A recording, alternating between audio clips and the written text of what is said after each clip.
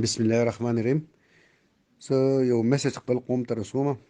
سبانه چې زمونږ څه کارګردګي د هغې په باره کې به زه تاسو خبروم، او دا به د سواد په باره کې نه، دا به د ټول ملک په باره کې.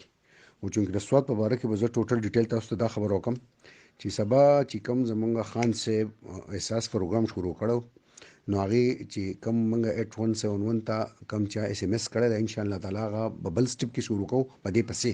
خو دا زموږ سره چې کوم ډیټا زړه پرته په بي آی اس پی پروګرام چې کوم زمونږ سٹارټ پروګرام دی، په هغې کې کونډې، غریبانانې، یتیمانانې او ډیر زیات مزدورکار خلک او ډیر عاجزانان خلک په هغې کې الریډي رجسټر دي.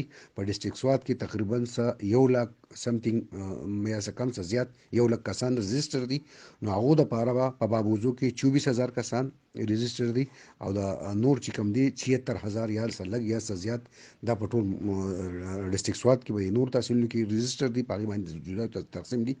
نو دو دپاره به هر تحصیل کم ایسیګان چې دي هغه به دوی ته مطلب دی چې میسج کوي، ټلیفون به ورته کوي، اطلاع به ورته کوي. په غیر ځانه مه راځئ چې کم اطلاع ایسي بابوزو هر تحصیل ایسي تاسو ته اطلاع ورکړه، د هغه ټیم به وي، د هغو سیکرټران به وي چې څومره مطلب په دې کې انتظامي علموال ده، هغه تاسو ته وایي، تاسو ته به سکولونه ښیي، او هغه سکولونو لپاره به منګه هغه ټیمان الفلا بینک ټیمان راوستي، او هلته کې به ورته موږ په سپارټس باندې ځایونه جوړ کړي، او نقدې به 12,000 روپۍ هغه یو کس له ورکوي.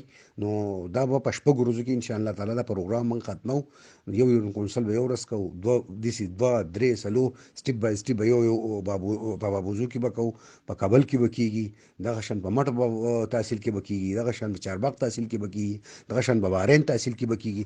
څومره تحصیلونه چې دي هغې لپاره موږ جدا جدا سکولونه، د هغو دپاره سیکرټران، ویلیج کونسل، د هغې دپاره ټیچران صاحبان، د هغې دپاره نور مطلب دی چې پولیس پی، او د یو بل نه به لرې لرې ولاړي.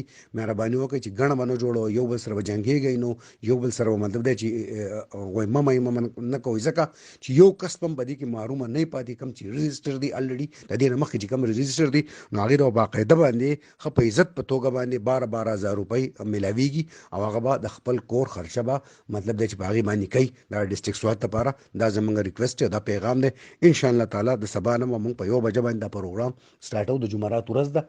او دا زما یو میسج و، مهرباني وکړئ چې ډېر په عزت په توګه ډېر په طریقه باندې انشاءالله یو کس په نه پاتېږي، دا به 6 ورځې یا 2 ورځې هر څومره چې دا پروګرام به موږ کنټینیو ساتو، او دا به ټول انشاءالله تعالی دا 1 لاک کسان چې په ډسټرکټ سوات کې دي دوله به یو کس له موږ 12,000 روپۍ خپل ښه په عزت باندې ورکوو، او ځانه د کور خرچه په هغې باندې کوي. کم چې زموږ سره په بي آی اس پی پروګرام کې کم زاړه کسان چې یتیمانان کونډې، دا به د هغو لپاره ډېره مهرباني، ډېره شکریه.